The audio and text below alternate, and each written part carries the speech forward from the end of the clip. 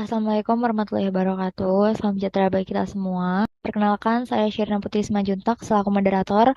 Pada kesempatan kali ini, kami ingin mempresentasikan tentang ide gagasan berbasis iptek pada usaha Mamkos. Sebelumnya, yang saya hormati Ibu Nining Surharyanti Eskom Mkom selaku dosen pembimbing. Di sini saya akan memperkenalkan anggota kelompok saya. Yang pertama ada Akmal, yang kedua Piskiatul, yang ketiga saya sendiri yaitu Sherina Putri Simanjuntak, yang keempat Widya Astuti, dan yang terakhir Yetri Yani Suinda Humau. Di sini yang akan kami bahas yaitu pertama ada pendahuluan. Di pendahuluan berisi latar belakang, solusi pengembangan, dan manfaat program. Yang kedua tinjauan pustaka berisi pengertian iptek, penelitian kos tentang manajemen usaha kos. Yang ketiga ada tahap pelaksanakan berisi mock-up, yaitu rancangan desain bagi penyewa kos dan rancangan desain bagi pemilik kos. Yang terakhir penutup berisi kesimpulan. Pada pendahuluan, menjelaskan tentang rumah kos menjadi suatu usaha yang bergerak di bidang jasa yang berpotensi karena semakin tinggi tingkat urbanisasi di Indonesia. Rumah kos tersedia dalam berbagai jenis fasilitas dan harga yang ditetapkan. Semakin baik lokasi dan fasilitas sebuah rumah kos, maka semakin tinggi harga yang ditawarkan. Sehingga menyulitkan para pencari yang berasal dari luar daerah untuk mengetahui harga yang tepat untuk sebuah kamar kos. Oleh karena itu, kami, Mamkos, menghadirkan aplikasi yang dirancang untuk pengguna mobile smartphone untuk mempermudah pengguna dalam melakukan pencarian rumah kos dengan cepat dan dapat diakses di mana saja dengan menggunakan koneksi internet. Mamkos memanfaatkan teknologi dengan mengelola dan menyajikan daftar kos dengan penjelasan fasilitas secara terperinci dan dilengkapi dengan foto serta detail dari setiap kos. Solusi pengembangan. Dalam solusi pengembangan ini membuat tampilan aplikasi semenarik mungkin dan di dalam sistemnya terdapat panduan penggunaan aplikasi agar pengguna tidak kebingungan dalam menggunakan aplikasi. Serta terdapat pusat bantuan yang dirilis untuk memudahkan pengguna yang ingin mengetahui cara penggunaan layanan atau menemukan masalah saat menggunakan berbagai layanan atau fitur di aplikasi Mamkos. Manfaat program kami yaitu untuk mempermudah pengguna dalam melakukan pencarian rumah kos dengan cepat dan dapat diakses di mana saja dengan menggunakan koneksi internet. Pengguna dapat melihat detail di tiap kos, harga, dan dapat berkomunikasi langsung dengan admin Mamkos dalam menanyakan seputar Mamkos. Pengguna yang mengakses dengan aplikasi dapat melakukan pembayaran secara cashless sehingga cepat dan nyaman serta laporan keuangan terkait pembayaran akan tertera pada riwayat pembayaran pada aplikasi Mamkos. Di sini saya akan menjelaskan pengertian iptek. Pada tinjauan pustaka, iptek adalah singkatan dari ilmu pengetahuan dan teknologi yang merupakan disiplin ilmu yang mempelajari perkembangan teknologi berdasarkan ilmu pengetahuan. Ilmu pengetahuan dan teknologi saling berkaitan dalam membangun kemajuan global. Dengan kata lain, iptek selalu mengikuti perkembangan zaman. Sementara itu, teknologi merujuk pada teknik dan proses yang digunakan dalam produksi barang dan jasa, serta penyampaian tujuan dalam penyelidikan ilmiah. Teknologi juga menggunakan metode, perangkat, dan sistem yang berasal dari ilmu pengetahuan serta tujuan praktis. Dengan demikian, iptek adalah ilmu pengetahuan yang mempelajari teknologi yang dapat mempermudah seseorang dalam menjalani aktivitas. Di sini saya akan menjelaskan penelitian tentang manajemen usaha kos. Momkos merupakan sebuah usaha penyewaan tempat tinggal sementara yang berlokasi di Tangerang. Dalam melakukan kegiatan pengelolaan seperti memeriksa status kamar, administrasi penghuni, pembayaran, dan pencatatan masih dilakukan dengan cara manual.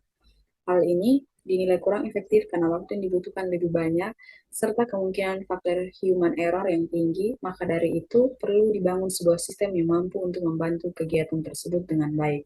Sistem informasi manajemen kos atau SISMA kos sendiri merupakan suatu sistem yang dirancang dengan tujuan membantu serta memudahkan dalam kegiatan yang terjadi di rumah kos mengkos.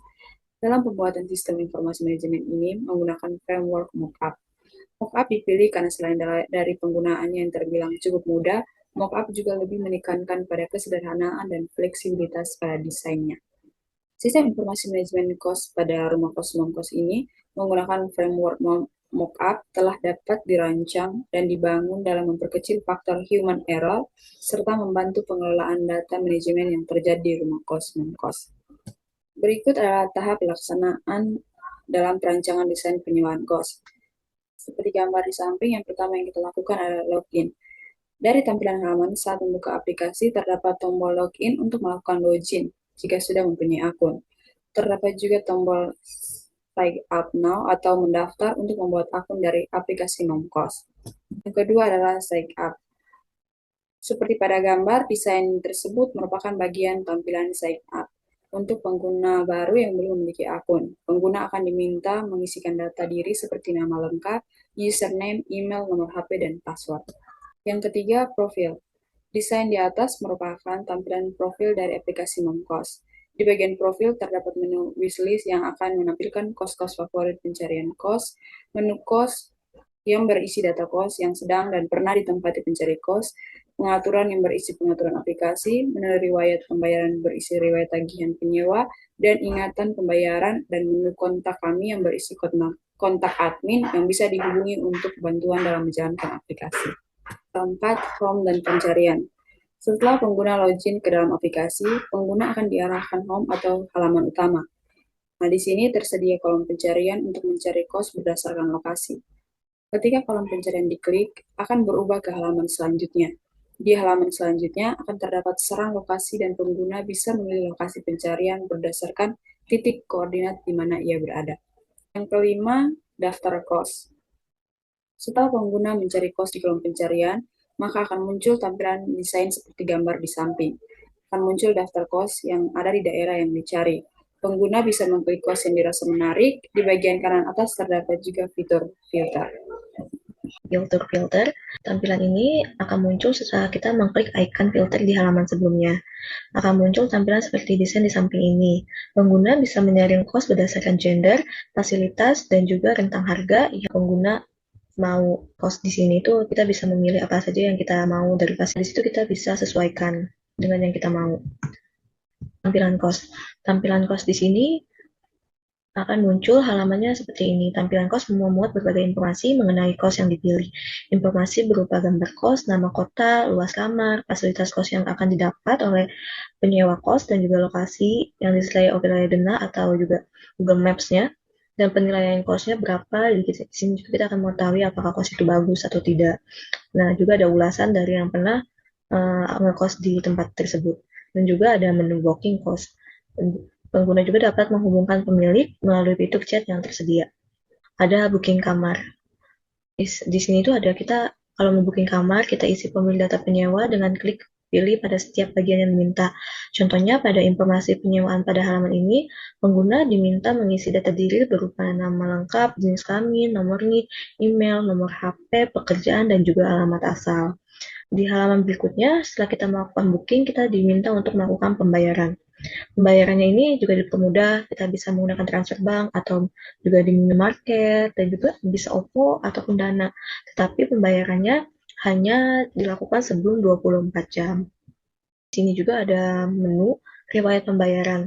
Di sini kalau mau klik riwayat pembayaran, dilihat dari profile yang berisi riwayat tagihan penyewa dan juga pengingat pembayar sewa. Di sini jadi kita mengetahui apa aja yang kita udah bayar, kapan sih kita harus bayar bulan selanjutnya gitu. Di sini bisa dilihat di fitur riwayat pembayaran. Menu kos saya bisa dilihat di halaman profile. Di halaman utama sekali kita bisa lihat halaman kos saya. Di sini terdapat histori kos yang pernah ditempati oleh kita sebagai pencari kos dan juga yang sedang menempati kos saat ini. Jika kos diklik akan menampilkan data kos beserta status pembayarannya, baik pembayaran saat booking maupun pembayaran kos setiap bulannya. Ada menu wishlist. Menu ini dapat dilihat juga melalui di profile. Di sini terdapat daftar kos yang pernah ditampilkan ke favorit oleh pengguna. Jadi kalau kita pernah masukin favorit atau tanda love itu akan munculnya di wishlist. Menu chat di sini ada desain di atas merupakan tampilan chat. Di sini penggunaan bisa menghubungi pemilik kos melalui aplikasi di dalam Room chat ini juga tersedia fitur panggilan melalui aplikasi dan juga terdapat daftar riwayat chat. Notifikasi.